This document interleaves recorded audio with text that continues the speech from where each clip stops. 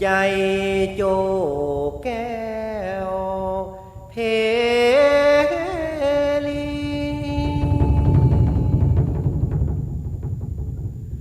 สุภาเลิกกะเสมสีห้องแผ่วปัจจามิตรจุงลานิปังปายไปเนินไพญาจุงกาดแก้วเลิศแล้วเจียงคาน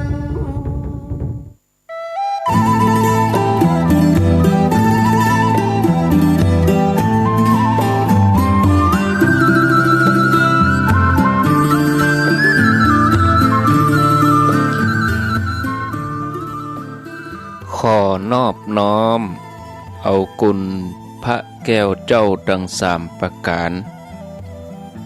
อันมีพระพุทธพระธรรมพระสงฆ์กุลพ่อกุลแม่กุลครูบาอาจารย์กุลศีลธรรมกรรมฐานจงมาปกห่มรักษาครูบาอาจารย์พระเจ้าประสงค์พระมหาเถระพระเถรานุเถระเจ้าคณะพระสังฆาธิการครูบาอาจารย์เจ้าจุตนจุองค์เจริญพรศรัทธาญาติโยมตั้นสาธุชนทุกคนทุกท่านได้เวลาแล้วเนอได้เวลาแล้วถึงเวลาแล้วได้เวลาสำหรับการรับฟังธรรมะอันเป็นสาระประโยชน์ทางด้านพระพุทธศาสนาน้ำธรรมคำสอนขององค์สมเด็จพระชินวรสัมมาสัมพุทธเจ้าได้มาปะมาพบมามาเล่าสู่บรรดาพ่อแม่พี่น้องพ่อออกแม่ออกศรัทธาตั้นสาธุชนคนดีทั้งหลายแล้วไผที่ยังบ่ลุกก็เกียมตัวลุกมาได้แล้วเนอะลุกมาได้แล้วตื่นมาได้แล้วหลับลุกเจ้ากินพักดังป่ายหลับลุกขวายกินพักดังเกาลุกเจ้าได้หลายลุกขวายได้น้อยหลับลุกเจ้าเป็นเจ้าดังหลายหลับลุกขวายปาเฮือลูกหลานเป็นนี่เป็นข้าเนอตื่นมาเหียเนอลุกมาเหียเนอลุกเนอลุกเนอลุกตื่นตื่นได้แล้วลุกได้แล้วญาติโยมท่านทั้งหลายลูกเจ้าตื่นตัวเจ้าบัวกับหันเยื่องนาพังพร้อมลุกขวายบ่ตันหนตางกีดกอมก้าตัวบ่ตอมปุ่นอายจุงเก่งเข้าไว้อย่าไปฮื้อขวายต่อหน้าสบายจำไว้เน้อเจ้าจำไว้เน้อเจ้า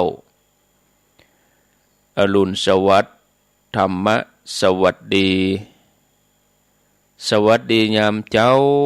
ญาติโยมท่านผู้ฟังทั้งหลายยินดีต้อนรับเข้าสู่รุ่งอรุณวันใหม่พระกันเจ้านี้เป็นเจ้าของวันจันทร์ที่26เดือนกันยายนพุทธศักราช2565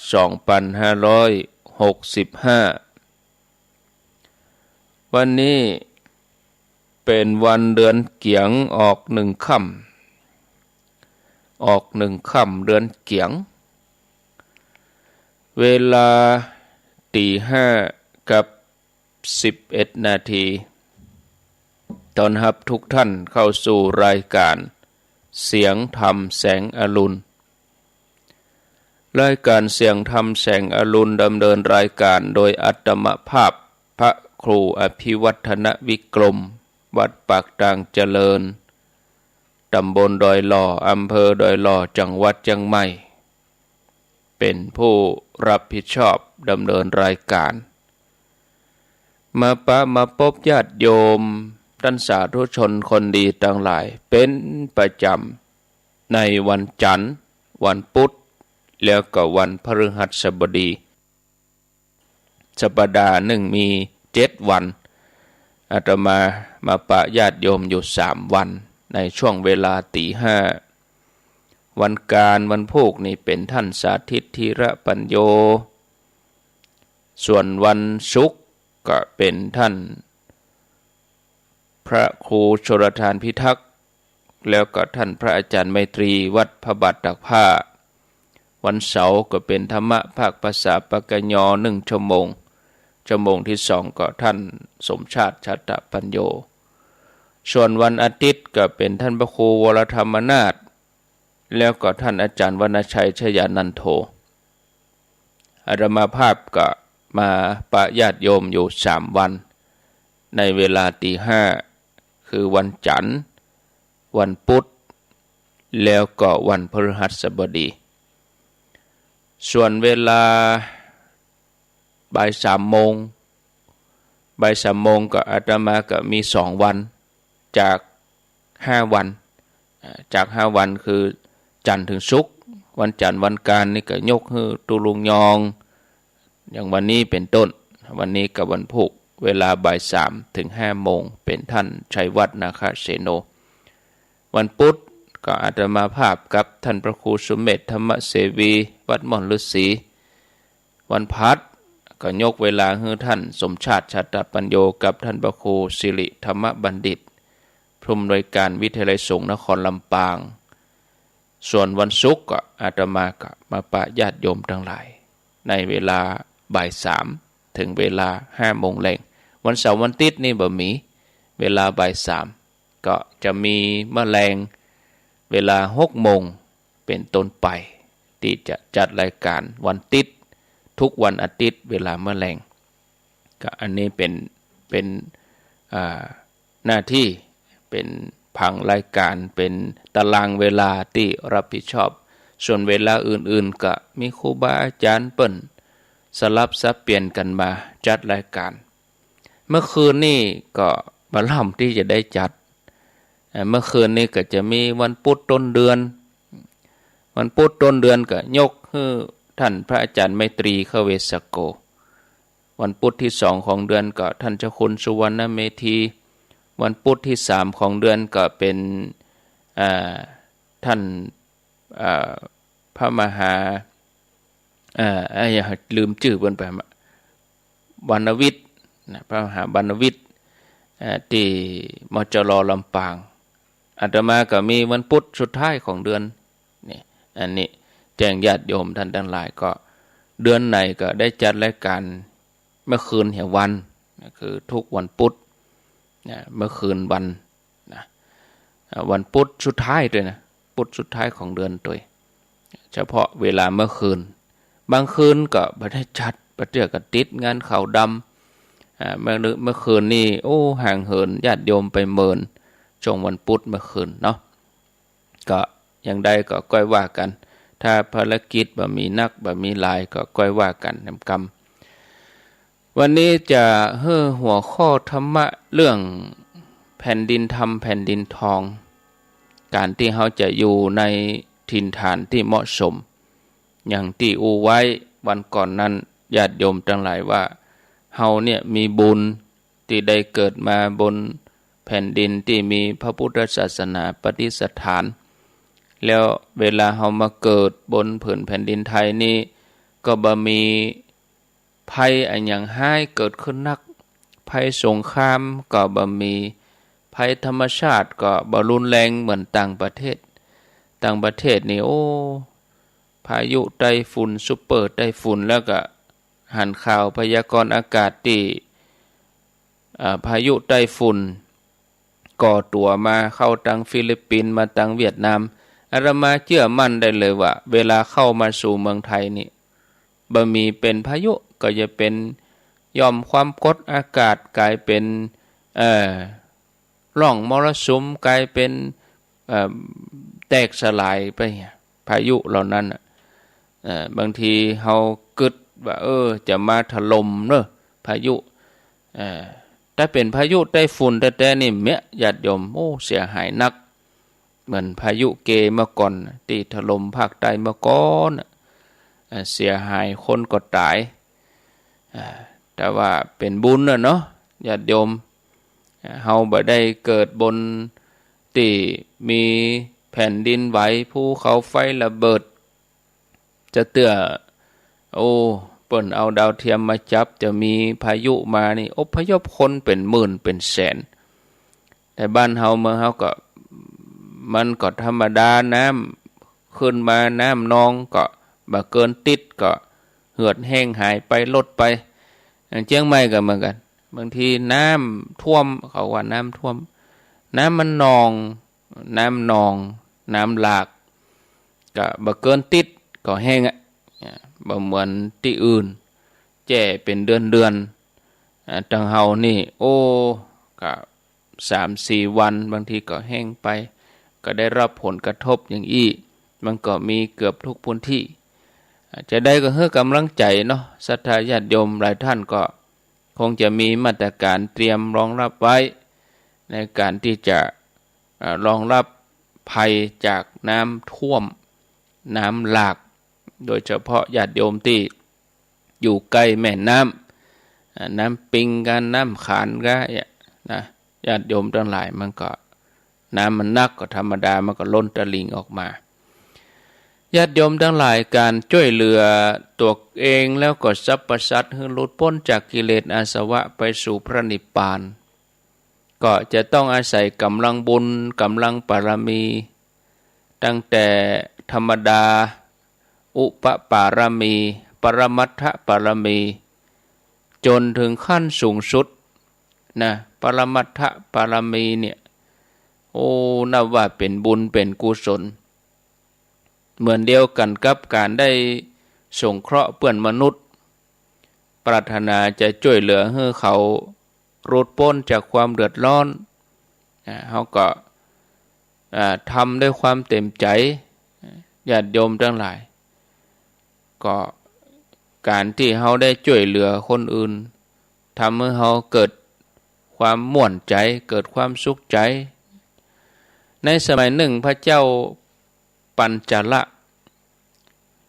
พญาเจ้าเมืองพระองค์นี้เปิ้นมีน้ำใจงามมีพระทัยงดงามแต่บรรดาเสนาอามาตย์ข้าราชการก็ฉลาดบังหลวงทุจริตในหน้าที่ขูดรีดประชาชนจนเจ้าบ้านเจ้าเมืองต้องพาลูกพาครอบครัวลบหนีไปอยู่ป่าจะปิกมาก็เฉพาะเมื่อคืนเมื่อวานนี้ก็มีภัยอยู่บ้านเพราะว่ากลัวเจ้าหน้าที่ฝ่ายบ้านเมืองจะมารีดไถเก็บภาษีสมัยนั้นนี่โพธิสัตว์เจ้าถือกำเนิดเกิดเป็นรุกขเทวดาสิ่งสถิตอยู่ที่ต้นไม้ภายในนอกเมืองพญาเจ้าเมืองก็รับสั่งให้เจ้าเมืองเนี่ยมีการทำพิธีบวงสรวงรุกขเทวดาเป็นประจำทุกปีโพธิสัตว์เจ้ามีความคิดว่าพระราชาเป็นผู้มีบุญคุณต่อเฮาพระองค์ถูกคนรอบข้างคิดบ่ซื่อผู้ที่เป็นไม้เป็นมือนี่ก็ปิดหูปิดตา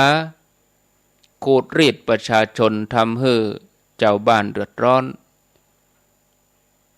แล้วก็โพธิสัตว์เจ้าก็มาพิจารณาหันว่าบัดนี้บ้านเมืองจะลุกเป็นไฟเจ้าบ้านต่างปากันบ่พอใจคืนนั้นโพธิสัตว์เจ้าก็เลยเข้าไปในห้องบรรทมของพญาเจ้าเมืองเปล่งรัศมีกายยืนอยู่ในอากาศพ ระราชาทอดพระเนตรหันความเปล่งแจ้งสว่างไสวแห่งรัศมีกายของรุกขเทวดาพระราชาก็ตรัสถามว่าท่านเป็นไผมาที่นี่มีประสงค์อันใด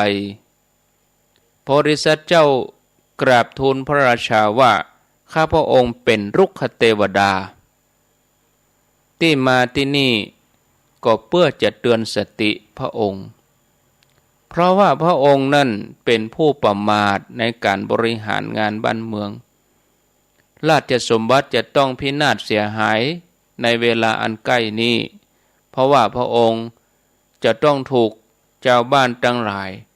ลุมแจ้งด่าประชาทันเพื่อเป็นการเตือนสติพญาเจ้าเมืองลุกขเทวดาโพธิสัตว์เจ้าก็เลยกล่าวต่อไปแถมว่าพระองค์อย่าได้ประมาทความประมาทเป็นที่มาแห่งความตายส่วนความบ่ประมาทนั้นเป็นที่มาแห่งความเจริญส่วนผู้ประมาทแม้มีชีวิตอยู่ก็เหมือนคนตายแล้วเพราะว่าลุ่มหลงมัวเมาจึงทำให้เกิดความประมาทเมื่อประมาทก็เกิดความเสื่อม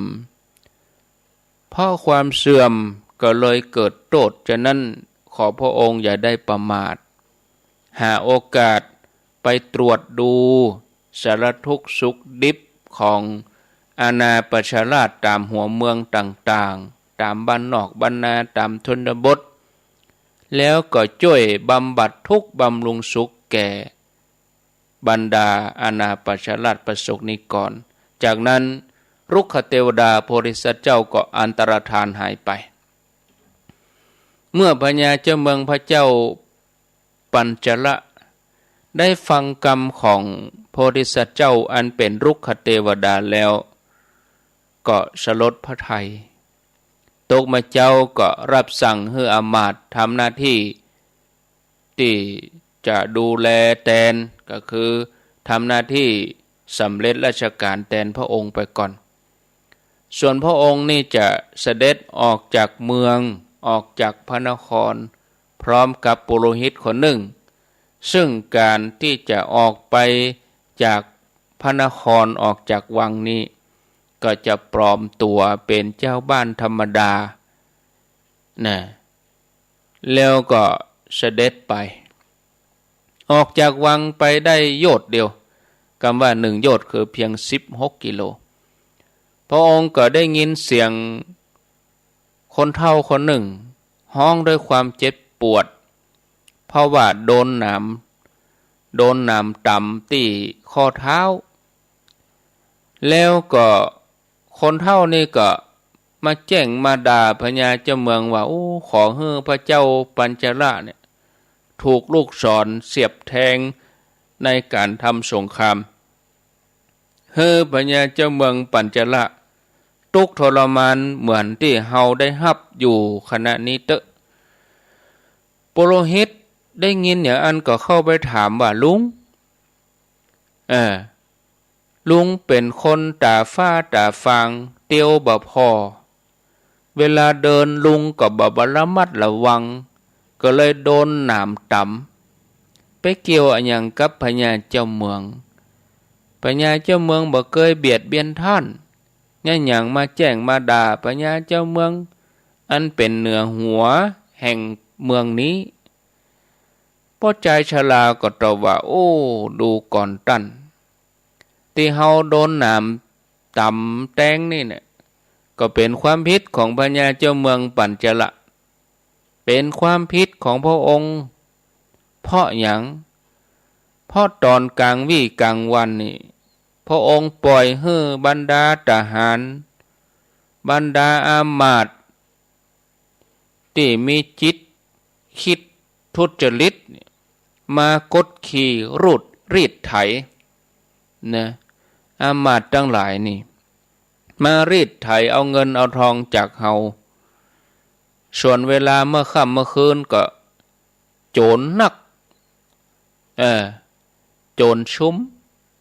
ก็มีโจรมาปล้นแย่งชิงทรัพย์สินอยู่บ่ได้เนี่ยมีแต่คนบ่ดีอันเนี้ย เมื่อมีภัยอย่างนี้เจ้าบ้านก็ปากันกลัวก็เลยหนีเข้าป่าแล้วก็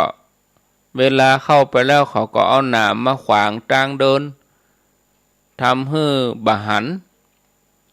เฮาเตียวไปเขาก็ไปย่ำใส่หนามโดนหนามต่ำโอ้ได้รับความเจ็บปวดอย่างนี้พญาเจ้าเมืองได้ฟังเหตุผลเนี่ยอันก็บอกให้ปุโรหิตว่าโอ้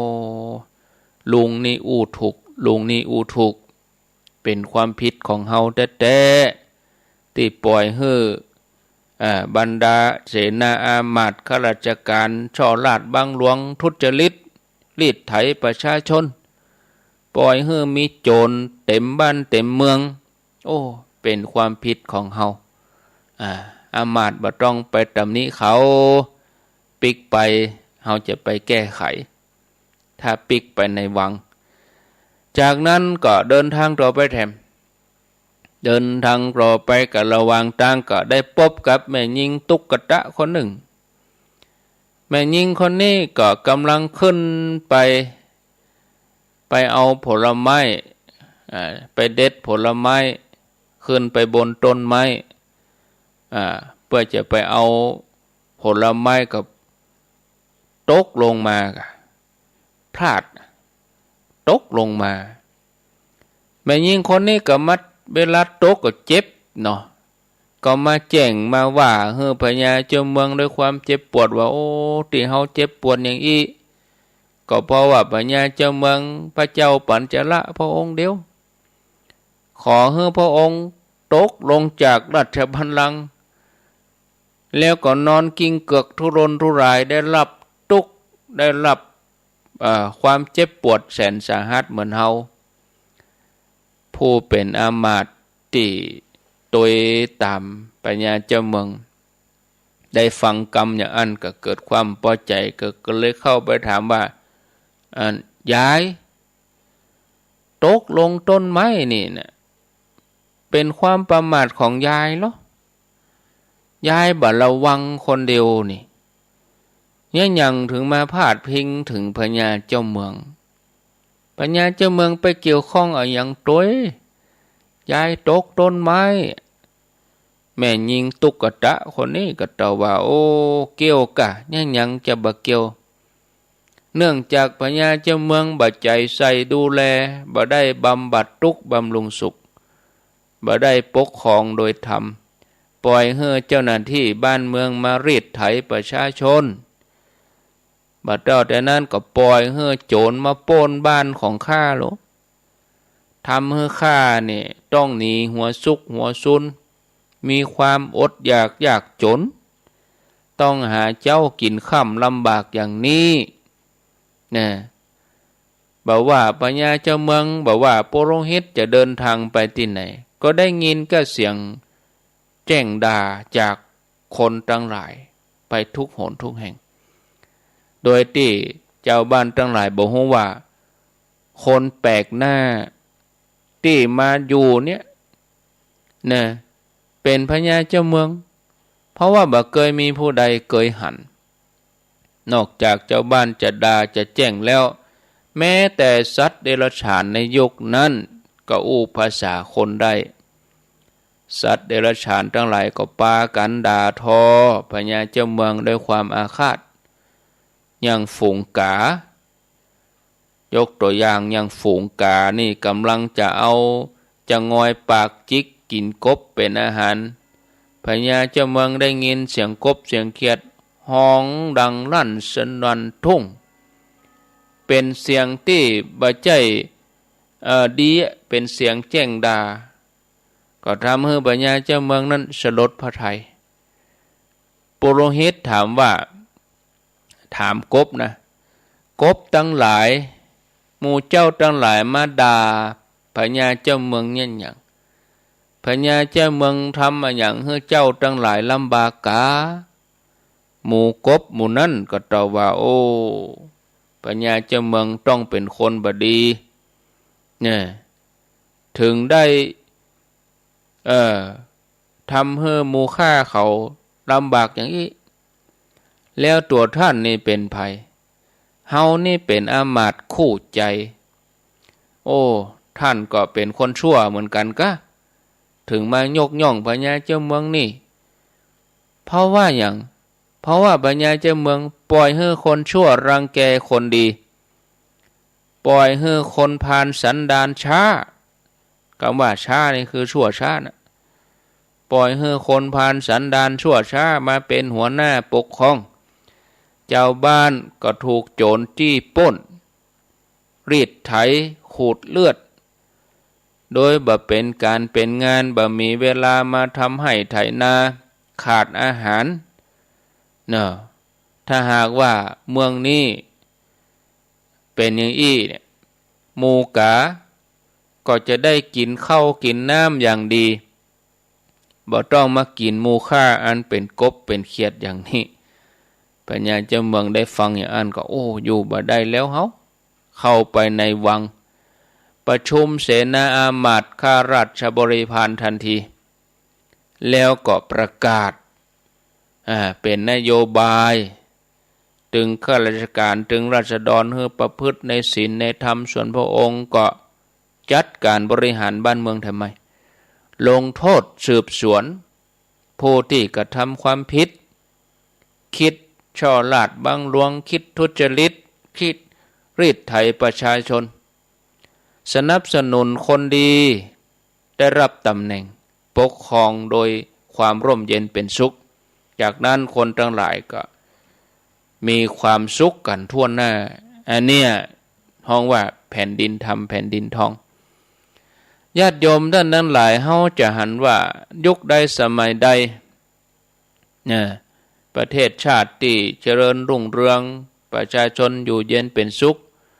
ก็บ่มีการรบราฆ่าฟันกันมีแต่การแบ่งปันเอื้อเฟื้อเผื่อแผ่ปรารถนาดีต่อกันก็เพราะว่าทุกคนมีจิตใจเป็นบุญเป็นกุศลตั้งมั่นอยู่ในคุณงามความดีบ่ประมาทในการดำเนินชีวิตคือตานรักษาศีลเจริญภาวนาสั่งสมบุญกันฝนฟ้าก็จะตกต้องตามฤดูกาลเข้าป่าอาหารก็อุดมสมบูรณ์เศรษฐกิจก็ดีคนทั้งหลายก็บ่อดอยากโรคภัยไข้เจ็บก็น้อยคนทั้งหลายก็มีอายุยืนยาวทุกสิ่งทุกอย่างก็ดีหมดเพราะอย่างเพราะว่าคนมีศีลมีธรรมตรงกันข้ามยามใดที่จิตสำนึกของคนเฮาตกต่ำบ่ได้ประพฤติปฏิบัติในทางที่ดีบ่ถูกต้องตามทำนองครองธรรมมัวเมาประมาทเลินเล่อนั่นน่ะจะทำให้ดินฟ้าอากาศแปรปรวนโรคภัยไข้เจ็บมีมากญาติโยมทั้งหลายศีลธรรมเป็นเครื่องทำให้สถานการณ์ที่ย่ำแย่นั้นดีขึ้นมา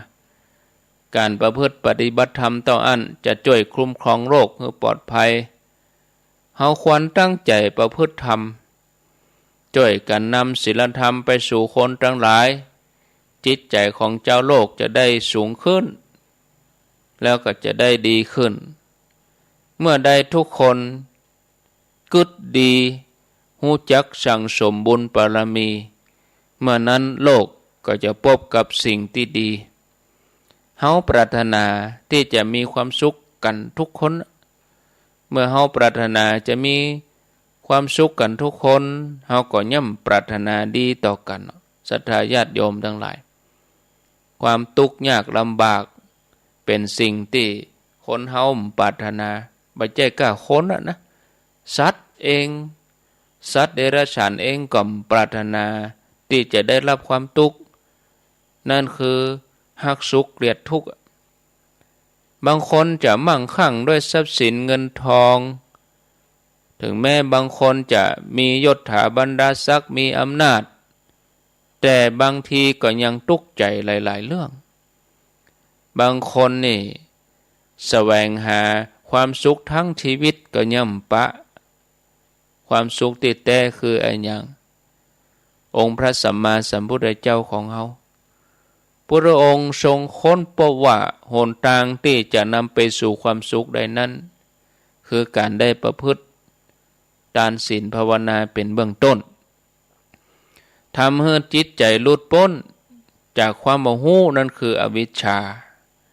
กลายเป็นความฮู้แจ้งเพราะคำว่าพุทธะ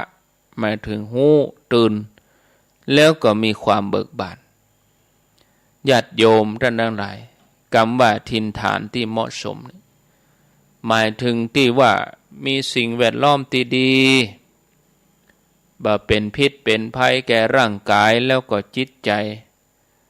บ่เจ้าแต่นั้นก็ยังสนับสนุนให้ผู้อาศัยสามารถประกอบกิจการงานอันเป็นสัมมาอาชีพให้เจริญก้าวหน้าสร้างความงดงามได้อย่างเต็มที่ความงดงามในที่นี้คืองดงามในการประกอบกิจการงาน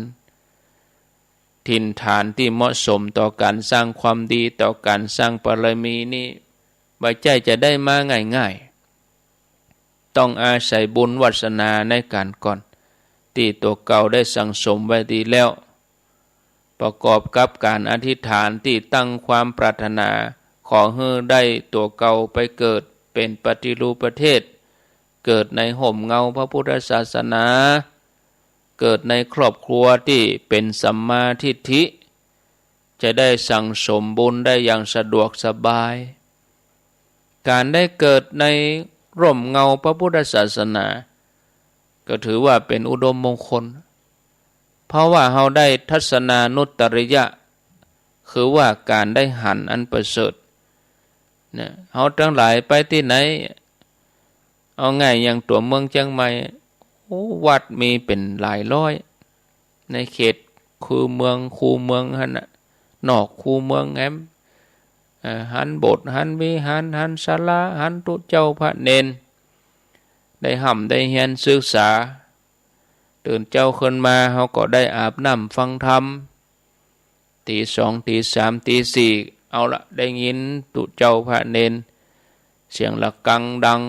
สวดมนต์ทำวัดเจ้าทำวัดเย็นได้ฟังเทศน์ได้ฟังธรรมะเราทั้งหลายมีโอกาสได้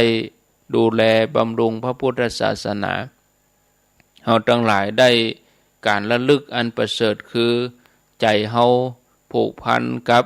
พระแก้วเจ้าทั้งสามประการทำให้เฮาประมาทในชีวิตอันเนี้ยเป็นเหตุให้เฮาได้ตีเปิ่งอันสูงสุด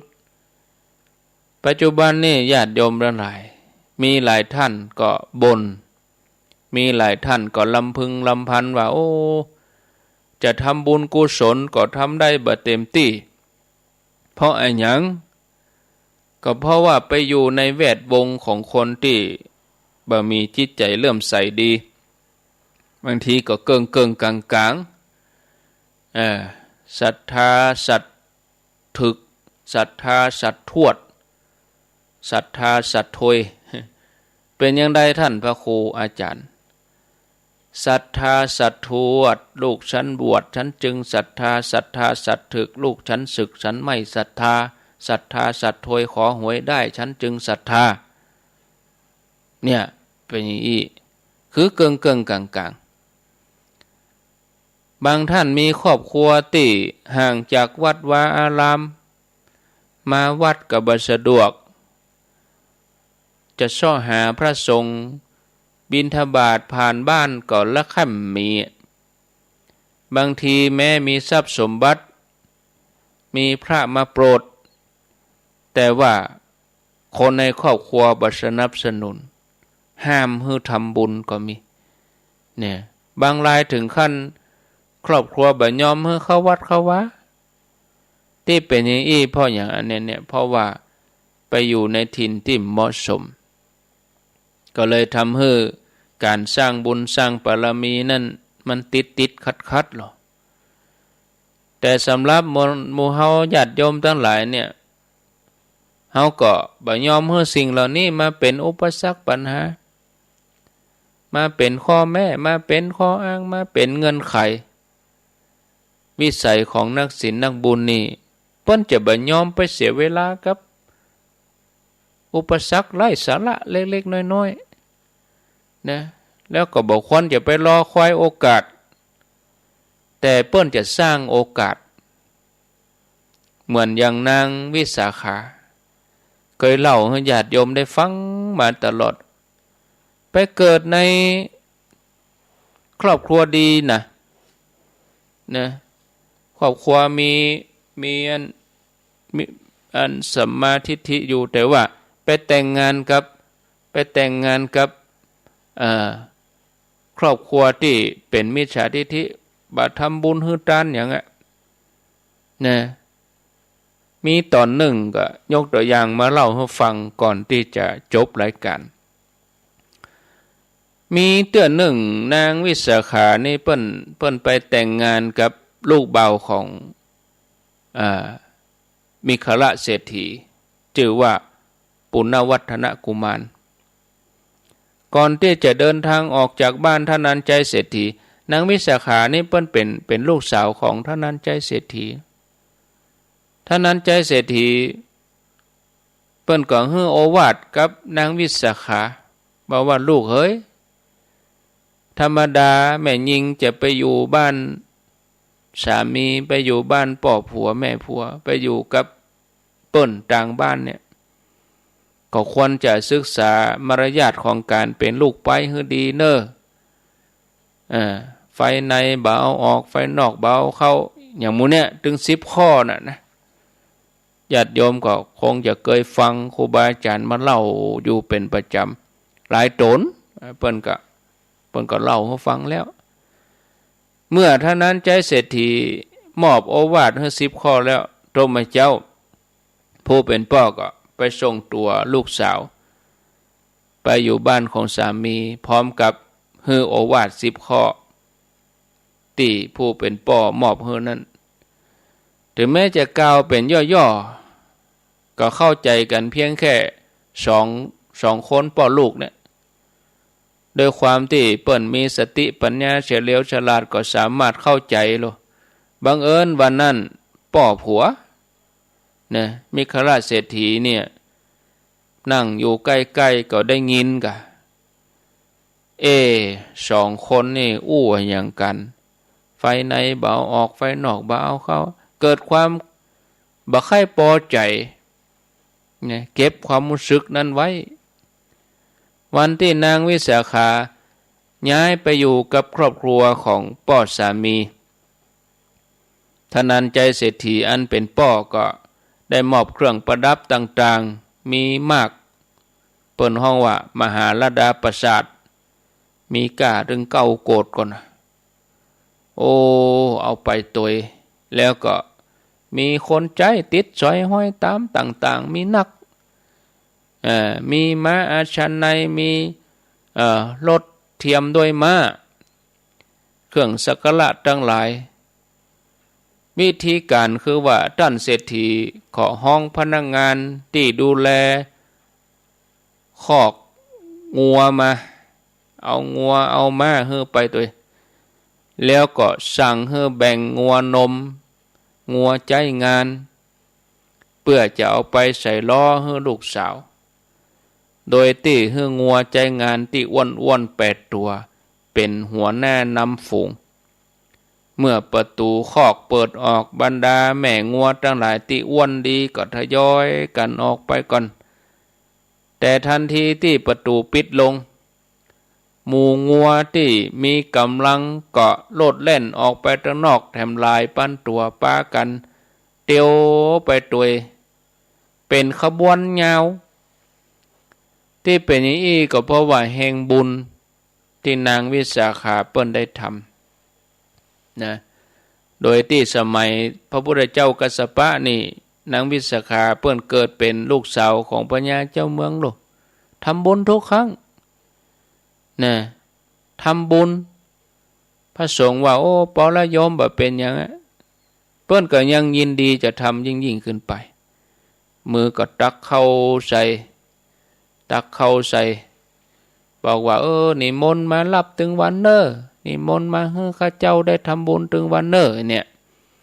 อันเนี้ยด้วยบุญเนี่ยบอกกองจะเอางัวไป8-9 ตัวบ่ได้งัวหมู่นั้นออกจากคอกตัวกันเป็นเส้นเนี่ยเมื่อปาคณะไปอยู่บ้านมิคละเศรษฐีแล้ว นางวิสาขาเพิ่นก็ตั้งใจทำหน้าที่เป็นสีสะพ้ายแต่สิ่งหนึ่งที่นางปรารถนาแล้วยังบ่มีโอกาสทำก็คือการได้ทำบุญเพราะว่าตระกูลของสามีนี่บ่หุมทำบุญเป็นตระกูลมิจฉาทิฐิแล้วก็บ่มีความศรัทธาในพุทธศาสนาแต่ว่าไปศรัทธาในลัทธิชีเปยเข้าใจว่าหมู่ชีเปยนี่เป็นอรหันต์แต่เนื่องจากนางวิสาขานี่เปิ้นมีปัญญาฉะนั้นแม้จะอยู่ในแวดวงของคนที่บ่เลื่อมใสในพุทธศาสนาแต่นางวิสาขาเปิ้นก็พยายามทำบุญจนได้แล้วก็พยายามที่จะเปลี่ยนความเชื่อของคนในครอบครัวนั้นคือมานับถือพุทธศาสนาญาติโยมสำหรับหมู่เฮานี่เฮาได้เกิดมาในห่มเงาบวรพุทธศาสนาเฮามีพ่อแม่บรรพบุรุษที่ทำเป็นแบบอย่างยังมีอยู่ในความทรงจำครั้งหนึ่งญาติโยมเขาก็นึกย้อนไปเคยเล่าเกิดใจฮอดพ่อแม่เฮาพาไปวัดเปิ้นพาไปทำบุญที่หั่นที่นี่เกิดนี่อีนะก็แสดงว่าพ่อแม่บรรพบุรุษของเฮาที่เปิ้นทำไว้เก่าก่อนนั้นเปิ้นหันว่ามันดีเปิ้นหันว่ามันถูกต้องแล้วเปิ้นถึงปาลูกปาหลานเป็นแบบอย่างบัดเดี๋ยวนี้มาถึงเจนเฮามาถึงยุคเฮาและเป็นจะได้เฮาถึงละโอกาสนั้นไปจะไปให้โอกาสดีๆหมู่นี้ผ่านไปโดยเปล่าประโยชน์ก็บ่ควรดีประมาทชะล่าใจบุญกุศลอันใดที่เฮายังบ่ได้ทำเตื้อเฮาควรจะรีบขวนขวายแข่งกับสังขารร่างกายที่มันรู้ไปตึงวันเนี่ยญาติโยมนะความบาปประมาทนี่เป็นยอดแห่งธรรมทั้งหลายนะคนใดสามารถดำรงตัวเก่าอยู่ได้ด้วยความประมาทคนนั้นชื่อว่าเป็นอมตะบ่มีวันตายที่บอกว่าบ่มีวันตายบ่ใช่ว่าจะอยู่จนมีชีวิตยืนยาวบ่ใช่อย่างนั้นบ่มีวันตายจากความดีนะแต่ถ้าว่าไปใช้ชีวิตอย่างประมาทมัวเมาชีวิตของผู้นั้นก็เหมือนผู้ที่ตายไปแล้วเกิดมาก็มีสาระแก่นสารอะไรอย่างความบาปประมาทอันนี้มันครอบคลุมความดีไว้กูอย่างเพราะว่าถ้าเฮาประมาทเฮามีความนักแน่นอยู่ในใจเฮาก็จะใช้ชีวิตอย่างมีคุณค่าเนี่ยเมื่อเฮาใช้ชีวิตอย่างมีคุณค่าพร้อมกับเวลาที่มันเสี่ยงไปเนี่ยคุณค่าความดีตั้งหลายหมู่นั่นบวกกับเวลาเนี่ยมันจะเป็นบารมีเพิ่มเติมสำหรับเฮาทุกคนญาติโยมท่านทั้งหลายนะพอเวลาแล้วก็พอดีเนาะ วันอื่นวันหน้ามีโอกาสก็จะมาปะกันแถมคงจะเป็นวันพุธปุณกะเนาะญาติโยมเนาะคงเป็นวันพุธปุณเนอเพราะว่าวันพุธนี่บ่มีวันพุธนี่เป็นท่านสาธิตธีระปัญโยแต่ถ้าโอกาสดีก็จะมาเข้ารายการมาเจ้าถ้ามีธุระบ่มีการอะไรยังก็จัดชดมาเจ้าตี 3แต่ว่าถ้ามีภาระธุระก็เอาเทปเปิดญาติโยมหลายท่านก็จำสับสนหลายครั้งละบอกว่าเวลามาเจ้านี่จังเอาอาตมาเจ้าเอาเทปเปิดแล้วก็ญาติโยมก็โทรมาติ๊กยังเป็นเวลาที่สนทนาธรรมเนี่ยก็ 2-3 รูปสนทนาธรรมกันกับเปิ้นจะไปมาเนี่ยอย่างมาเจ้าเฮาก็ต้องคิดให้หน่อยบางทีอาตมาก็เปิดเทปให้ฟังแล้วตอนจังหวะเปิดเบอร์โทรญาติโยมก็โทรมาติ๊กๆโทรมาติ๊กๆแล้วก็ก็นึกว่าเป็นรายการสดเองวะมันเจ้าอย่างอี้เปิ้นจะไปมาเนี่ยอย่างพระสงฆ์สนทนาธรรมกันมาเจ้าใครจะไปมานี่เนาะถ้าเป็นมาเจ้าถ้าเป็นการอู้กัน2-3ตนนี่ก็ เกิดเถว่าเป็นเทพเนอะบ่ต้องโทถ้าจัดนี่บอกวันที่เฮาก็สังเกตได้หรอเวลาเปิดเทปอาตมาก็บอกวันที่มันเหมือนตรงมันบ่ตรงความเป็นจริงโหวันนี้ท่านบ่ครู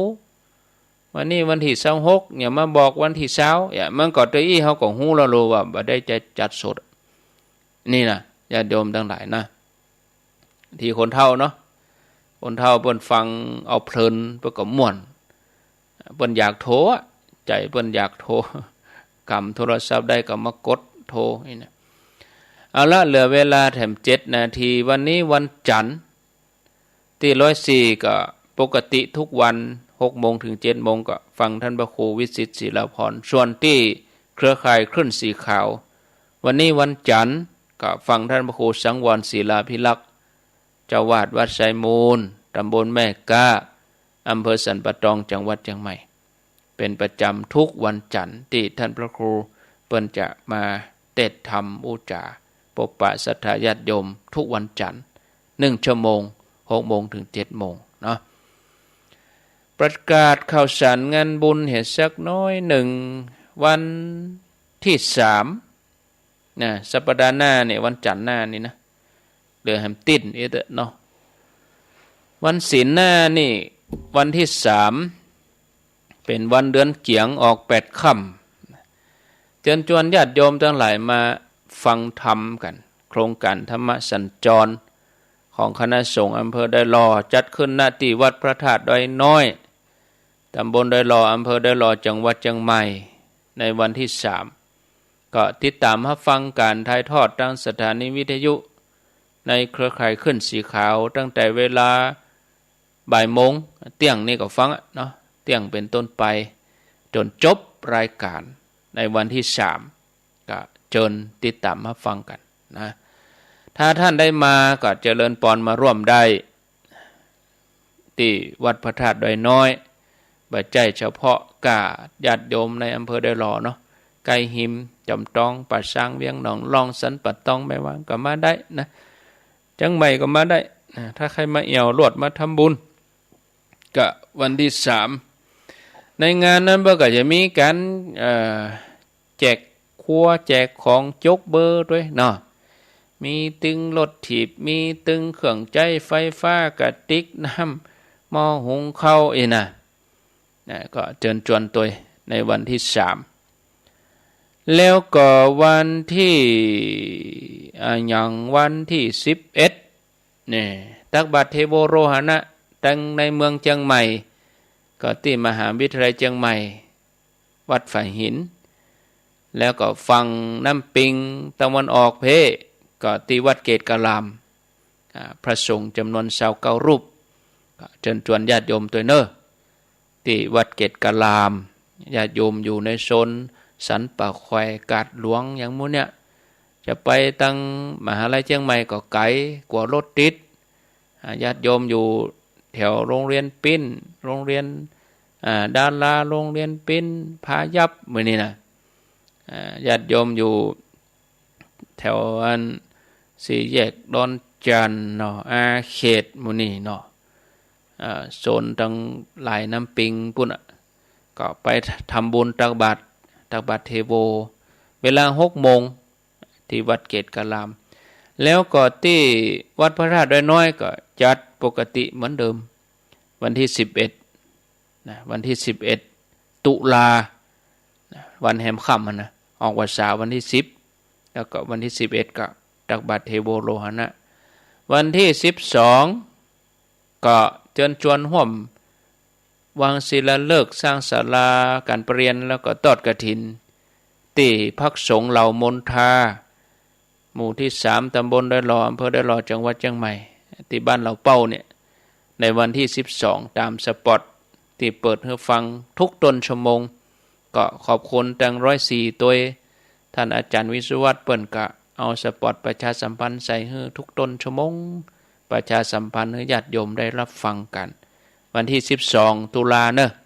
ก็เชิญชวนญาติโยมมาร่วมบุญร่วมกุศลวันที่13ก็ที่อารามทุ่งเศรษฐีสันตออันนั้นเปิ้นจัดตานศาลา เนาะวันที่13ตุลาแล้วก็ทอดกฐินตวยศาลาเปิ้นจะแล้วละนะญาติโยมเนาะในวันที่13ตุลาแล้วก็วันที่14นั้นก็จะลวดตานปล่อยหลวงตวย13ตุลาเมื่อคืนก็มีการพุทธาภิเษกเบิกเนตรไข่ตาพระเจ้าวันที่14ก็หัววัดหัววาครูบาอาจารย์เพิ่นก็จะไปทำบุญกันวันที่14ที่สันต่อ14ตั้งเชียงใหม่แม่วางสันปะตองนี่ก็วางศิลาฤกษ์สร้างเจดีย์ที่วัดสันกวานตำบลแม่กาอำเภอสันปะตองจังหวัดเชียงใหม่เนาะก็เชิญชวนญาติโยมทั้งหลายตัวนอกเหนือจากนั้นก็ถ้าว่าขึ้นเดือนตุลาก็ก่อยทยอยมาประชาสัมพันธ์ให้ญาติโยมได้ร่วมอนุโมทนาบุญด้วยกันอาตมาภาพพอเวลาแล้วก็คงจะต้องนำรายการจากลาพี่น้องศรัทธาญาติโยมท่านสาธุชนทุกคนทุกท่านไปก่อนป้ากันแถมใหม่โอกาสหน้าวันนี้ดำเนินรายการมาผิดพลาดประการใดอุจาอันใดบ่ถูกหูบ่ถูกใจก็ขอกราบสุมาอภัยครูบาอาจารย์เจ้าพระสงฆ์ที่ท่านฟังอยู่ก็ญาติโยมทั้งหลายมีอันใดที่จะชี้แนะบอกกล่าวโทรมาหน้าไมค์บัดดันก็โทรมาหลังไมค์ได้ติชมรายการเพื่อจะได้นำมาปรับปรุงแก้ไขขอบคุณทุกท่านที่ให้ความสนใจติดตามรับฟังรายการธรรมะไม่ว่าจะเป็นครูบาอาจารย์รูปใดตนใดญาติโยมก็ให้ความสนใจติดตามรับฟังกันทุกรายการขอบคุณสถานีวิทยุทุกเคลื่อนทุกแห่งผู้อำนวยการสถานีดีเจเจ้าหน้าที่ฝ่ายเทคนิคฝ่ายรายการผู้มีส่วนร่วมในการออกอากาศทุกส่วนทุกฝ่ายบ่ว่าเบื้องหน้าและเบื้องหลังขอให้ท่านนั้นได้รับบุญกุศลนี้เหมือนกันทุกท่านทุกคนอายุวันโนสุขังพลัง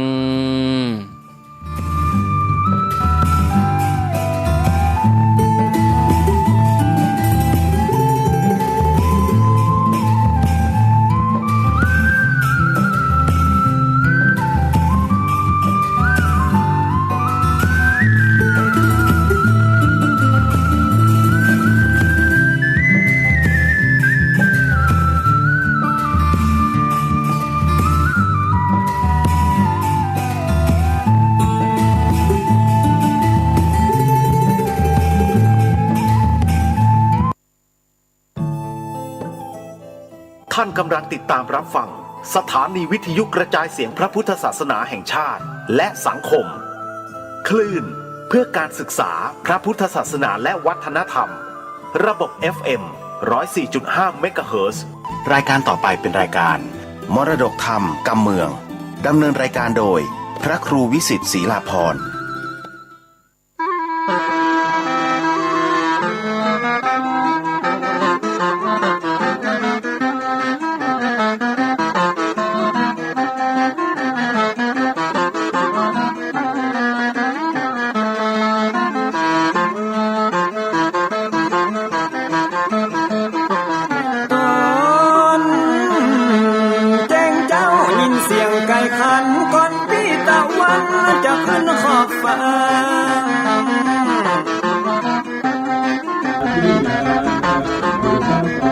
จะหันแสงทองทอแสงจัดจ้าจัดการล้างหน้าอาบน้ำแต่งตัววันเริ่มต้นใหม่อย่าได้วันกัวอย่าได้คุณมัวกังบนโศกคอ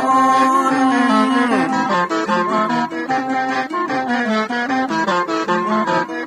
อย่าเอาน้ำคุณมาขังคอนอย่าเอาน้ำฮอนมาลวงหัวใจฮ้อนอ้วมอารมณ์คุณคองตอนฮับวันใหม่นี้นอนของได้น้อมเอานำทำคำสอนของพระชินวรประเสริฐเลิศล้ำ